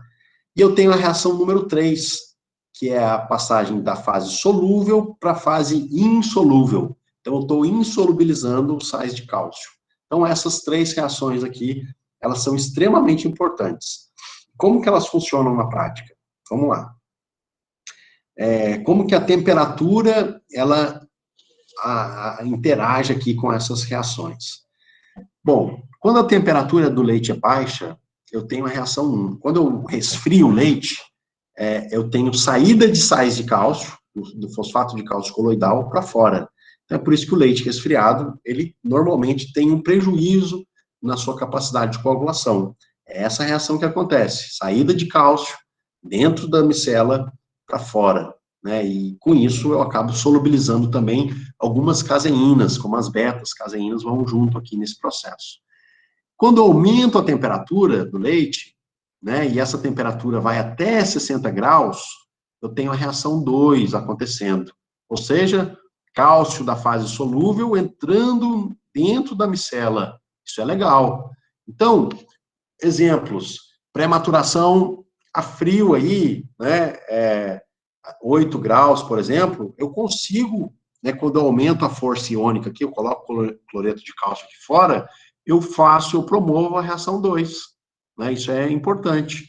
Ou quando eu estou enchendo a minha queijomate, o leite está lá com seus 33, 35 graus, né, menor do que 60, eu preciso colocar o cloreto de cálcio o quanto antes em contato com o leite, porque eu estou promovendo a reação 2.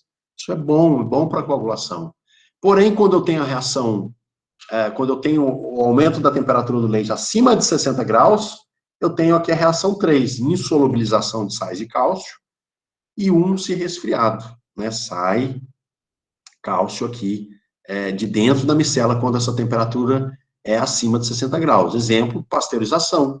Pasteurização, ela insolubiliza os sais de cálcio e, ao mesmo tempo, ela acaba saindo aqui o cálcio coloidal para a fase solúvel, tá? É um dano muito grande que eu tenho quando eu aqueço o leite acima de 60 graus, né? O que acontece com o pH, né? Quando eu tenho um abaixamento de pH do leite, eu tenho a reação 1, basicamente, tá? Basicamente, o que acontece é a saída de cálcio coloidal para a fase solúvel, né? E eu tenho a completa solubilização de fosfato de cálcio coloidal quando esse pH atinge 5,2 aqui, a 36 graus, né? Então, eu tiro completamente o cálcio coloidal quando a gente alcança isso aqui, né? Que é justamente o pH que nós filamos aí a mussarela, né? O que acontece com a força iônica? Quando eu aumento a minha força iônica aqui, por exemplo, como que eu posso aumentar a força iônica na fase solúvel? Colocando sais de cálcio. Quando eu coloco cloreto de cálcio aqui no leite, eu estou aumentando a força iônica aqui na fase solúvel. E isso promove a reação 2, entra cálcio dentro da micela, né? Isso é importante aí, por isso que pré-maturação a frio, ela é indicada aí quando eu faço aqueles tratamentos altos para recuperar a soroproteína, tá? E o citrato? Quando eu tenho citrato no leite, né, por algum tipo de situação tecnológica ou intencional, eu tenho a reação 1 acontecendo. Eu tiro muito cálcio coloidal, né, reação 1 aqui, sendo promovida, ok?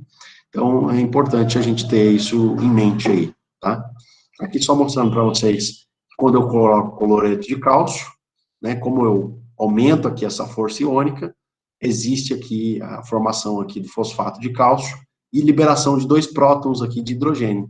Isso faz com que o pH do leite baixe toda vez que a gente coloca cloreto de cálcio, né? Vocês já devem ter notado isso. Bom, falando um pouquinho da lactose, por que é importante hoje a gente padronizar a lactose, né? Na verdade, como que a lactose ela é padronizada? Basicamente, ao aumentar a proteína do leite, a lactose percentualmente ela vai ficando cada vez menor, né? E ao aumentar a proteína, eu acabo aumentando o poder tamponante do leite também. Então, existem indústrias já, por exemplo, que fabricam mussarelas, que padroniza a lactose, faz uma relação lactose-quantidade de proteína, de uma tal forma que a lactose, ela simplesmente, ela tem uma limitação, né, de uma tal forma que o pH não vai abaixar mais, né? Você limita a quantidade de lactose que você tem no leite, né, pela quantidade de proteína, e você pode ter ali aquela massa mesmo em temperatura ótima de fermentação, o fermento não vai conseguir baixar mais o pH do queijo, porque a lactose acabou, né? Então, para você evitar a pós-acidificação, uma série de defeitos também, que normalmente são ocasionados pelo resíduo de lactose que eu tenho no queijo, acabam sendo evitados aí nesse caso, tá? Pós-acidificação, e muitos defeitos, eles acabam sendo evitados aí por esse meio, tá? Então, eu posso tanto fazer aqui uma diafiltração, né, quando eu tenho membranas para fazer isso, como só o fato de aumentar a proteína do leite, eu já vou estar naturalmente baixando aí a relação, né, entre lactose e proteína. Isso vai limitar, com certeza, a minha fermentação, tá? Os primeiros estudos que foram feitos com isso, normalmente você paralisou aí a fermentação sem chegar no pH aí de filagem, por exemplo, porque faltou lactose, né? Então, é um processo que já é bastante difundido, bastante utilizado aí na indústria lá fora, né? Aqui no Brasil ainda a gente não tem esse costume de utilizar a lactose, a padronização da lactose, né? Aqui só para mostrar para vocês uma das reações importantes aí do escurecimento, principalmente aqui em queijo, mussarela ou parmesão também, né, que é a reação de Maillard aqui, quando a gente coloca um queijo a altas temperaturas, né? Eu tenho aqui um brownie, né? Esse brownie normalmente ele é proveniente da galactose, né? Eu tenho uma apresentação para ser feita também, vai ser especificamente sobre esse tema, o mês que vem, né, no congresso, e a gente vai abordar um pouquinho sobre o tema, especificamente, sobre degradação de galactose, como que funciona isso. Mas, sem dúvida, tanto a lactose, o resíduo de lactose, quanto o resíduo de galactose, são dois grandes problemas aí de geração de defeito em queijo, né? Olhaduras, às vezes, que a gente tem nos queijos, amolecimento, muito em função do resíduo alto desses dois açúcares que acabam sendo substrato para bactérias que sobreviveram na pasteurização, né, as famosas N-Lab, né, bactérias termodúricas que sobreviveram aí à pasteurização, tá bom? Por fim, nós vamos falar um pouquinho agora sobre o pH, né, como padronizar o pH do leite. A padronização do pH do leite, ela é extremamente importante, especialmente quando a gente fala de concentração de leite, tá? Eu já vi gente fazendo, por exemplo, massa filada, né, mussarela e queijos do tipo, e utilizando leite concentrado, sem nenhum tipo de adaptação tecnológica. O queijo chega no pH e não consegue filar, né? Por quê? Toda vez que você concentra o leite, você aumenta o teor de caseínas, você aumenta muito a quantidade de cálcio micelar ali dentro do seu leite, né? E isso exige que você tenha uma descalcificação mais intensa durante a fabricação, para que você consiga uma filagem adequada, né? Então, a padronização do pH, ele tem essa função de não só estabilizar, padronizar aí a parte de enzimática na coagulação, né? A gente sabe que o pH, ele muda muito a atividade enzimática da quimosina na coagulação. Uma pequena variação no pH do leite, nós temos aí um impacto muito grande na fabricação do queijo, né? Principalmente na coagulação.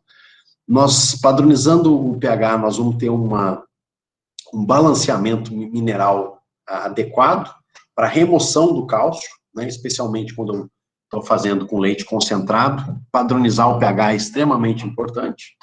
E, evidentemente, que eu consigo também ditar aqui o residual de enzima que vai ficar no queijo, né? Isso afeta principalmente a maturação do queijo, tá bom? Como que é feito isso?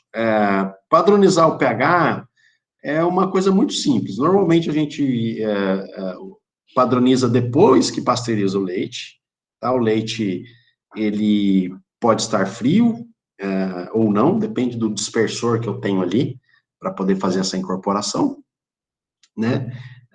Um sistema muito confiável para que eu possa fazer esse ajuste do pH é usando o CO2, né? O CO2, ele tem uma solubilidade em água, que à medida que eu aumento a temperatura do leite, eu diminuo aqui essa solubilidade. Então, dependendo do pH que eu preciso trabalhar com temperaturas mais baixas mesmo, para melhorar essa solubilidade dele, né? Então, normalmente, eu preciso de um reator, que a gente fala, né, uma distribuição de bolhas pequenas, nessa injeção no leite, essas bolhas precisam ser pequenas, e eu preciso ter um reator que me dê um holding de 20 segundos. Então, aqui eu tenho aqui qual que é a vazão e qual que é o tamanho volumétrico aqui do meu reator para ter esse holding, né? Então, basicamente, isso vai fazer com que eu tenha essa dispersão adequada do CO2 dentro do leite e, consequentemente, o ajuste do pH, né? De acordo com a quantidade de CO2 que eu coloco no leite, eu vou baixando esse pH, tá? É fácil de trabalhar com CO2 porque é um gás, é muito simples a instalação desse processo. Você pode fazer também com outros tipos de ácido, diluídos, né? Você dilui esse ácido normalmente em uma solução de 1 a 3%, esse ácido é diluído, e ele é injetado, né, em linha, depois da pasteurização, para fazer essa padronização do pH, tá? Lembrando que, dependendo do tipo de ácido, você vai remover mais ou menos cálcio, né? Assim como o fósforo também, tá? O ácido cítrico, que é esse, está aqui nessa bolinha, nesse gráfico de bolinha, estão vendo aqui que ele consegue remover mais cálcio com o mesmo pH, tá? É o ácido mais quelante, mais poderoso que eu tenho aqui para remoção de cálcio, é o ácido cítrico, com o mesmo pH, tá? Então, isso são os ácidos aí que a gente pode utilizar, ácido cítrico, GDL, glucona delta-lactona, ou ácido lático mesmo, né, propriamente dito. Nos Estados Unidos usa muito ácido acético também, o pessoal lá gosta bem de utilizar ácido acético. Aqui no Brasil, as indústrias normalmente optam, né, pelo ácido lático mesmo, tá? Muito bem. De forma geral, né, como que seria aqui, esse é um futuro presente, tá? É um futuro que pode ser que para a gente está muito distante, mas são modelos que já estão operacionando, já estão funcionando no mundo, né, de como que é uma padronização muito complexa e perfeita, né? Você trabalhar aqui com leite integral, por exemplo, né, a primeira coisa que nós vamos fazer é termizar esse leite, né, e centrifugá-lo para separar em duas grandes fases, leite desnatado e creme. É a primeira o tratamento que eu faço, é desnatar completamente o leite e ter aqui creme totalmente isolado, tá? Esse leite desnatado, eu posso passá-lo aqui pela microfiltração e vou ter aqui um retentado de caseínas. O permeado dessa microfiltração é rico em soroproteínas. Eu posso, inclusive, fazer uma diafiltração aqui, nesse processo de microfiltração, para padronizar lactose ou pré-acidificar também para tirar cálcio micelar nesse processo, né? É muito utilizado isso quando eu vou fazer uma massa filada, por exemplo, tá? Uma parte desse leite desnatado é utilizado para autotratamento térmico, aquele processo que a gente já viu, tá? E essa microfiltração aqui, ou ultrafiltração, tanto faz aqui, vai ser a minha fonte de caseínas aqui, para eu fazer esse blend entre o leite de alto tratamento térmico e as caseínas que não foram tratadas com alta temperatura, né, respeitando aqui aquela fração que eu comentei com vocês, tá? Aqui eu começo a formar já o meu leite padronizado, tá? Esse permeado de soroproteína, eu posso fazer aqui uma ultrafiltração para concentrar soroproteínas, então retentado aqui fica rico em soroproteína. Eu posso microparticular essa soroproteína, eu posso secar essa soroproteína para fazer WPC, né? Eu posso, dessa microparticulação, incorporar parte aqui nesse meu leite padronizado, dependendo do tipo de queijo, tá? Esse permeado aqui, ele vai ter muita lactose e sais, né? Eu vou ter geração de água também. essa lactose eu posso vender, eu posso metanizar, né, enfim. E, evidentemente, que eu vou usar essa lactose também para poder padronizar aqui esse leite, né, e correlacionar com a quantidade de proteína que eu tenho e limitar a minha fermentação, tá? O creme eu faço homogeneização, né, e aplico uma alta temperatura para poder padronizar aqui a quantidade de gordura que eu tenho. Posso usar aqui também proteínas de soro para enriquecer o meu creme, né?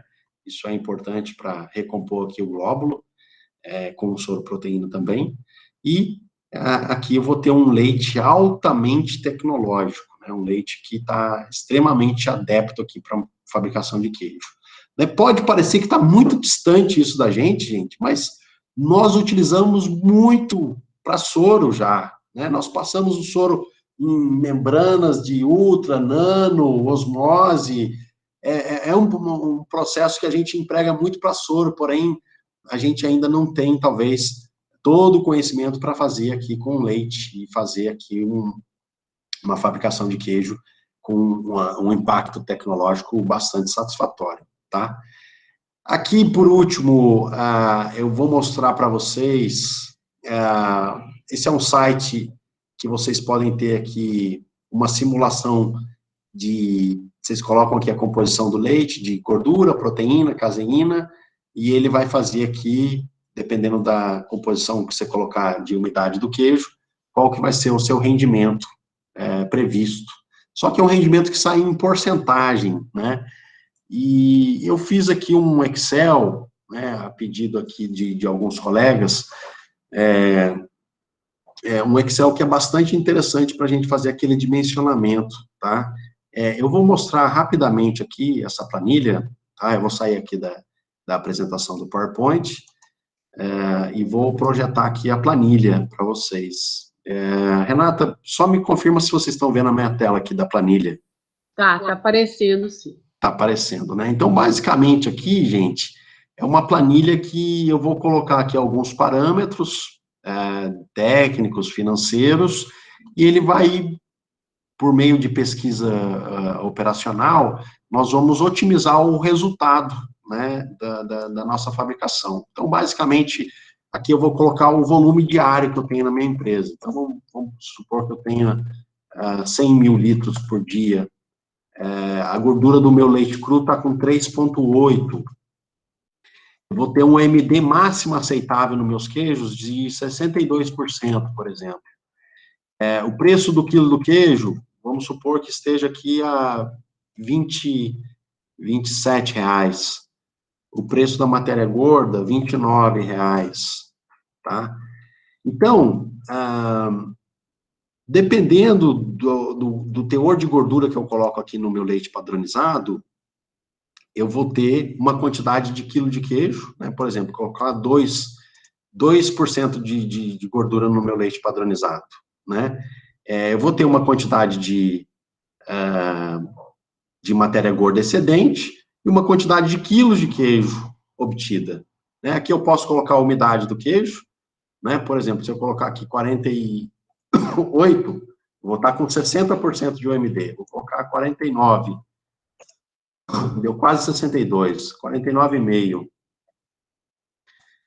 deu 62, pronto. Então, deu 62 aqui e tal, eu tenho aqui o rendimento que eu vou ter litros por quilo, a partir dessa composição aqui de 2%, teria aqui um rendimento de 10,56, e eu vou ter aqui um resultado financeiro, com base nesses preços aqui que eu tenho. Então, por meio do Solver, da ferramenta Solver, né, ou pesquisa operacional, nós podemos maximizar esse resultado aqui, ó. Qual que seria a combinação de umidade e gordura do leite, que vai atender essa OMD do queijo de 62 e vai me gerar o melhor resultado financeiro possível, tá? Então, eu vou usar aqui uma ferramenta chamada Solver, né? Então, eu já criei aqui as restrições, eu só vou apertar aqui resolver, ele já resolveu para mim, ó. Ele está falando que nessas condições aqui de mercado, né, nessas condições aqui de preço, hoje, um leite com 3% de gordura, né, ele daria o melhor resultado financeiro, desde que eu padronizasse a umidade dos meus queijos para 45,26. Você vê que essa umidade dá cravado aqui um MD de 62%. Né? Então, esse é o melhor resultado financeiro possível. Evidentemente, que se eu colocar aqui um preço da matéria gorda a 38, por exemplo, não, vamos colocar 35, vamos ver o que acontece. Eu vou pedir para ele resolver de novo. Então, ainda assim, está valendo a pena. Ó, né? Vamos colocar um pouco mais alto aqui. Peraí. Vamos colocar aqui em 40. O preço do queijo realmente está muito vantajoso aqui. Né? Ó, se eu aumentei aqui o preço da matéria gorda, ele já está puxando a gordura do meu leite para baixo e já está pedindo para aumentar a umidade do queijo. Esse vai ser o melhor resultado financeiro que eu posso obter. Né? Então, é um processo aqui que a gente chama de otimização, né? Pesquisa operacional aplicada aqui na fabricação de queijo. Tá? Bom, é isso que eu tinha para falar, é um tema bastante gostoso de falar, um tema bastante interessante. Eu espero que eu possa ter acrescentado aí algum conhecimento aí para vocês. E fico aberto aí para as perguntas, para os questionamentos aí, para que a gente possa evoluir, tá bom? Obrigada, Maicon. Excelente palestra, parabéns. Assunto muito interessante e se apresentou de uma maneira muito didática. Muito obrigada. Vamos, então, passar para as perguntas. Luiz Carlos, vamos para o chat. Bom dia ainda, né, Maicon? Bom dia, pessoal que prestigiou a gente aí até agora, né? Muito boa a palestra, Maicon. Então, vamos pela ordem aqui do chat, né? Então, a gente vai começar com uma pergunta aqui do Renato Simoni. Ele pergunta... Só um minutinho aqui. Maicon, se você quiser fechar sua apresentação, sim. Por favor, obrigada. Legal. Bom, ele pergunta o seguinte, a homogeneização, né? Ele escreveu, está faltando uma letra aqui, mas a homogeneização e padronização são as mesmas coisas? Bom, homogeneização, ela é parte dessa padronização, né? Se a gente olhar o tamanho dos glóbulos de gordura dentro do leite, a gente tem uma variação do tamanho desses glóbulos, né? Eles podem ir de 4 micrômetros até 10 micrômetros. Então, eu tenho uma diferença de tamanho de glóbulo. Então, o fato de homogeneizar é, sim, uma maneira de padronizar esse tamanho de glóbulos, né? Eu vou ter ali um tamanho de 0,2 micros, e sem dúvida que é um tratamento que vai melhorar muito essa retenção da gordura, como vocês viram ali, né? Eu tenho uma retenção até de 98% de gordura para dentro do queijo, quando eu aplico aí esse tipo de tratamento, né? Ok. Continuando aqui no chat, a Hanna Araújo, ela pergunta se quando as caseínas estão menores, em teores menores, né, a gordura precisa ser um pouco mais alta? Não. Na verdade, nós temos um equilíbrio, né? Um equilíbrio aí entre essas caseínas e a gordura, né? É muito comum, né? Muito comum no verão, principalmente, quando a caseína baixa, né? O rendimento do industrial cai muito e há uma tendência natural das pessoas de querer colocar mais gordura no leite para poder fazer essa compensação, né? E só que tem uma saturação. À medida que você vai aumentando a quantidade de gordura e deixando a proteína mesma, aquela malha, imagina que a proteína é como se fosse uma esponja, né? Então, aquela malha, ela vai saturar. A minha cifra de transição de gordura, ela só vem caindo à medida que eu vou colocando mais gordura dentro do leite. Então, o ideal é que eu sempre tenha ali um equilíbrio, né, entre essa relação entre caseína e gordura, para que eu possa ter a melhor cifra possível aí dentro do queijo, né? Ok. O Renato pergunta também, novamente, qual a razão de, nos queijos artesanais, colocar mais sal no queijo no inverno? Mais sal no inverno. Isso pode ter a ver com a questão que eu falei do rendimento. Pode ser, não sei se essa quantidade ele está se referindo percentual ou a quantidade bruta absoluta, né? No inverno, a gente tem aí mais queijo, né? É nítido quando eu comparo o rendimento que eu tenho no inverno em relação ao verão, né? O rendimento muda muito nessa época, fica muito melhor o rendimento, né? Eu tenho mais quilos de queijo, consequentemente eu preciso utilizar mais quilos de sal, de fato, para poder fazer essa compensação. E além disso, quando você aumenta a proteína do leite, o nível de umidade do queijo aumenta também. Então, para você ter a mesma percepção do sal na boca, que é o famoso sal na umidade, você precisa compor mais sal no queijo para que ele possa gerar a mesma sensação, né? Então, nada mais é do que mais componentes sólidos no leite, né, que está gerando toda essa funcionalidade. Eu estou vendo aqui, Luiz. Ô, Michael, se você me permite, Sim. Eles também usam mais sal, porque no inverno, como a temperatura cai, a fermentação fica mais lenta, a dessoragem não fica igual. Então, eles põem mais sal para ajudar nessa dessoragem, Perfeito. porque ficar com o mesmo teor de umidade, entendeu? Legal. Então, é uma compensação por causa da temperatura, porque é tudo sem nenhum ajuste, né? Então, eles têm que fazer a compensação. Perfeito, Renata. Você tem os dois fatores aí, né? A composição já não ajuda, porque toda vez que você aumenta a sua proteína, o queijo, ele tende a ter mais dificuldade para ter cinérese, e associado ao que você está comentando, muito bem, você tem um perfil, uma cinética, que a gente fala, de acidificação mais lenta, e o queijo enxuga menos, né? O queijo enxugando menos, ele precisa de algum efeito químico ou físico para poder enxugar mais esse queijo, né?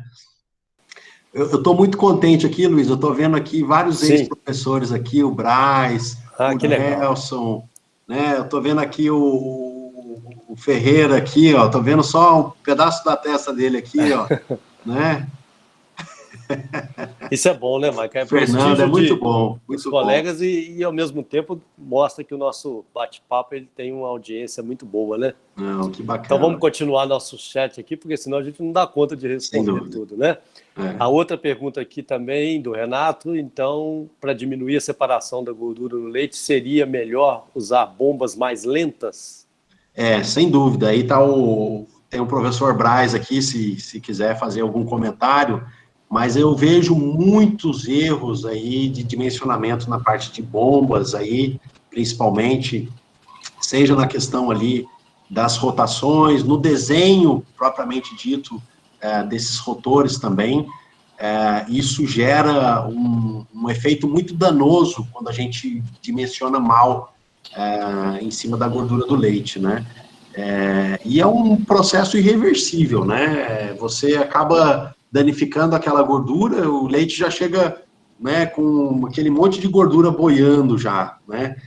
E a gente entende que às vezes ali no corre-corre do dia a dia ali da indústria, queima uma coisa, o pessoal substitui, né, sem um devido planejamento, né? Você vai aumentando a fábrica também, e aumenta uma linha daqui, de lá, e eu vejo muito problema aí nessa questão aí de bombas, principalmente, né? Linhas também, a gente vê muito problema de expansão, né, da tubulação, uma polegada ali começou de um jeito, chega de outro, muita incorporação de ar, que é um grande problema também para a fabricação de queijo, né? Então, são detalhes importantes aí que a gente vê, né, na nossa literatura, mas a gente acaba se perdendo aí no dia a dia, tá? Ok. E a tubulação de diâmetro maior ajudaria também? Sem dúvida. Quando você expande a tubulação, você acaba gerando um espaço ali de ar, né?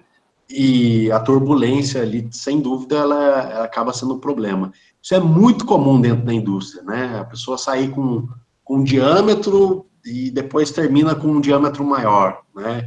Isso é uma grande fonte de espuma que a gente tem dentro da fabricação de queijo, né? Sim.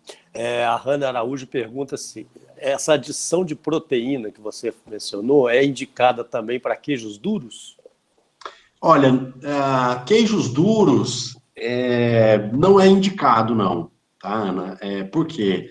Queijos duros, normalmente, eu preciso de uma cinérese muito intensa, né? Eu preciso de tirar muita água. E todas essas tecnologias que a gente está falando aqui, normalmente a gente aplica até para queijo de média umidade, tá? Porque eu tenho uma limitação para fazer a cinérese, né? Quando eu homogenizo, quando eu faço incorporação de soro-proteína, tudo isso dificulta a cinérese. Então, eu preciso realmente exercer ali vários aspectos da tecnologia para poder fazer essa remoção da água. Agora, para queijo duro, já fica um pouco mais difícil, tá? Aí vale o velho leite fluido mesmo, padronizado, né, com gordura e proteína, sem dúvida já é um grande avanço, né? E também a questão do pH, né? Certo.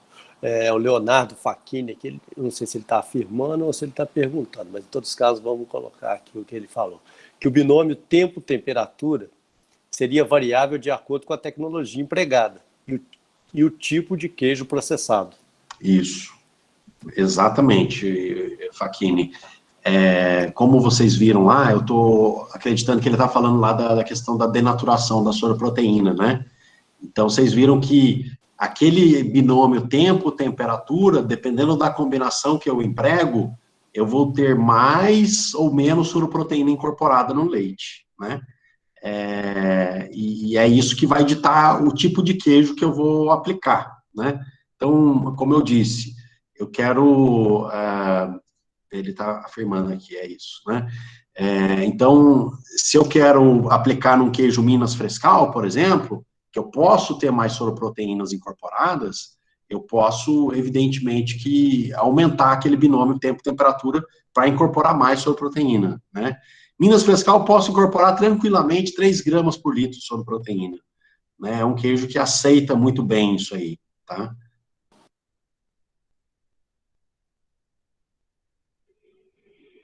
Tá mudo, Luiz. A Mayra Altaus pergunta: sempre devo incorporar caseína quando incorporo soroproteína ou só quando irei fazer o autotratamento térmico?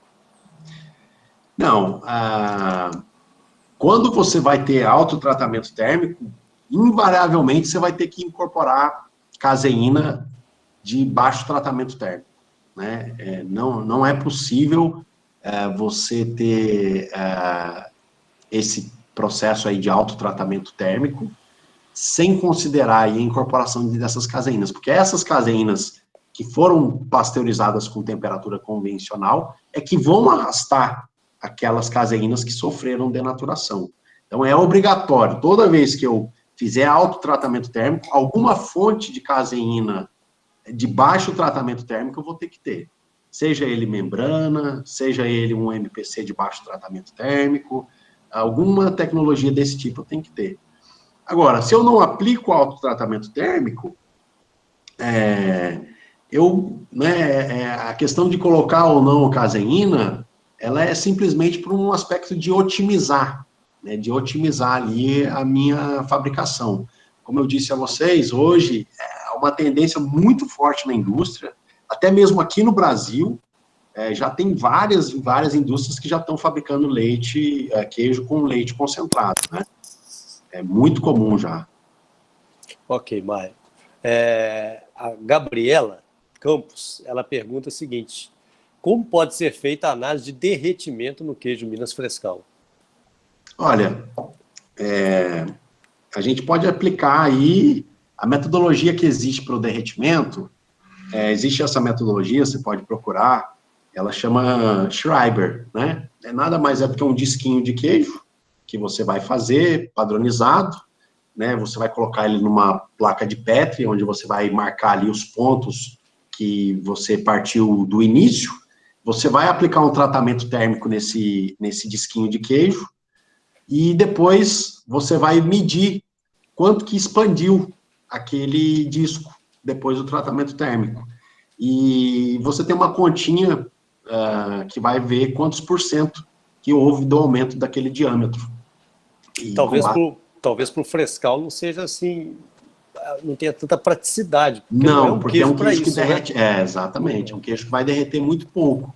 Embora um queijo Minas Frescal, depois dos seus 25 dias, se ele tiver um abaixamento de pH, ele derrete. Né? E a gente pode fazer o teste, de repente, só para ver se está tendo esse efeito ou não, né? Exatamente. Não necessariamente para a funcionalidade dele. Exatamente.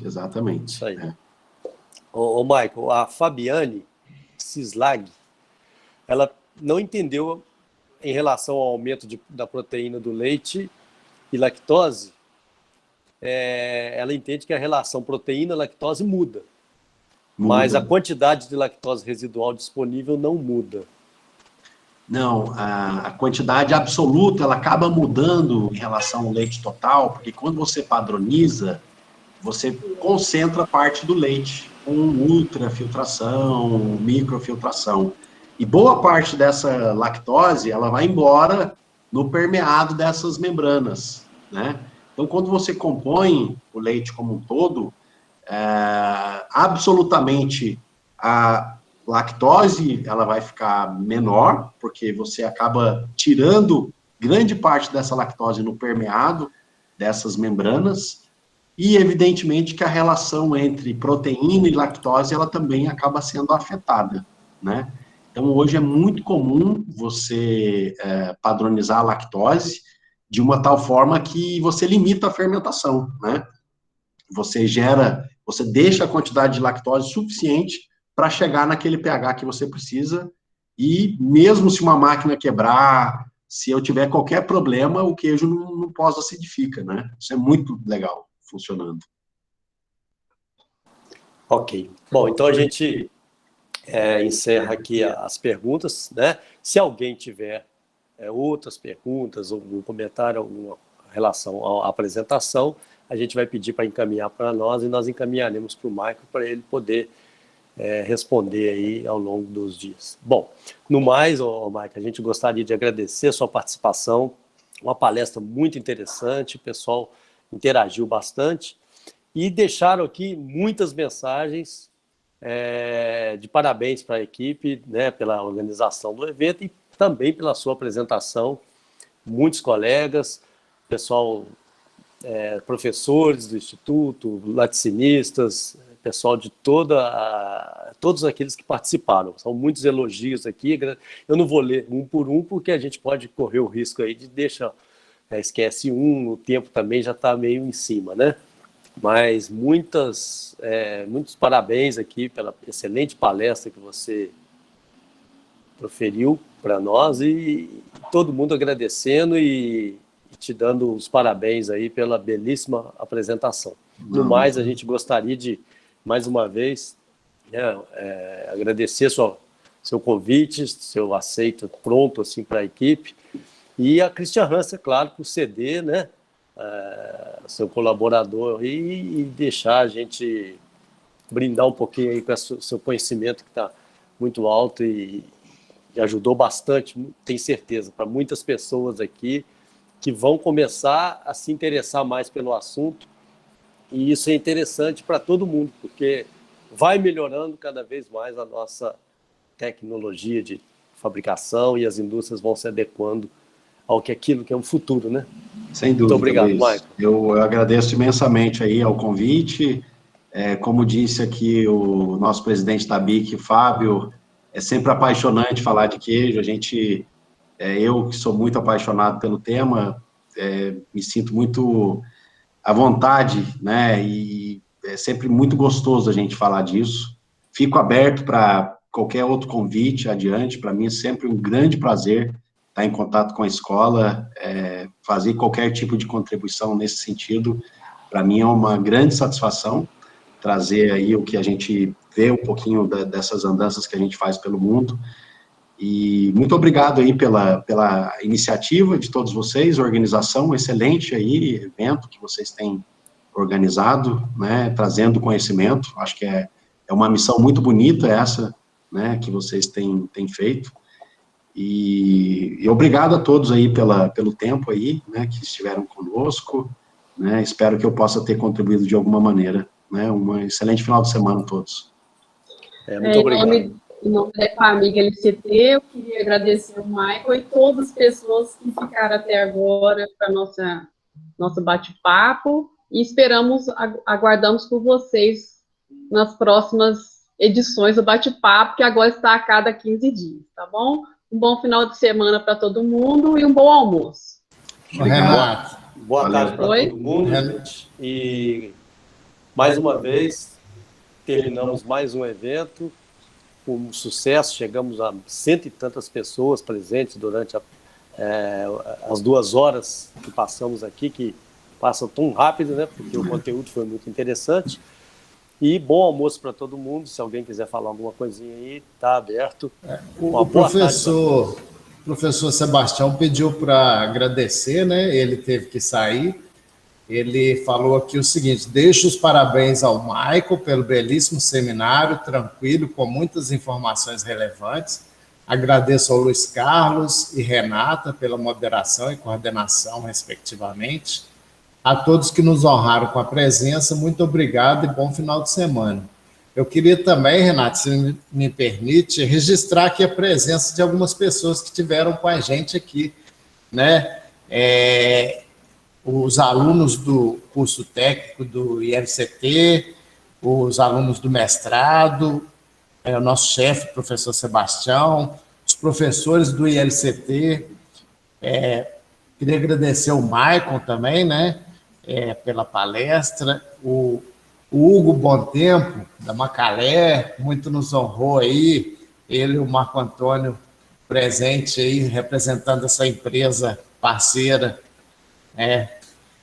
o Alisson Borges, o professor Antônio Carlos Ferreira, o Arthur Tertuliano, né?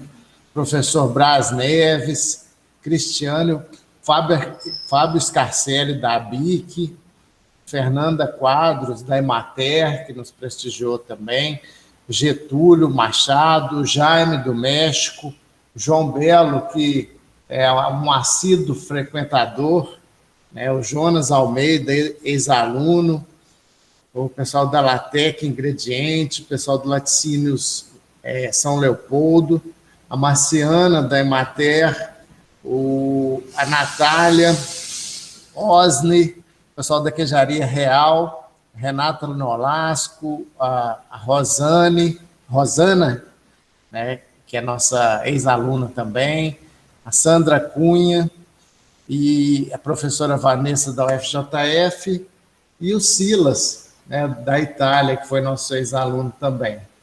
Agradecer a todos aí pela presença que nos brinda sempre aqui nesse evento. Obrigada, gente. Então, um bom almoço para todo mundo e até daqui 15 dias. Isso aí, bom almoço para todo mundo. Muito obrigado a todos. E sexta-feira, né? Então vamos chegando no final de semana. Bom final de semana para todos, gente. Um abraço a todo mundo. Bom final de semana, bom dia dos namorados para vocês aí.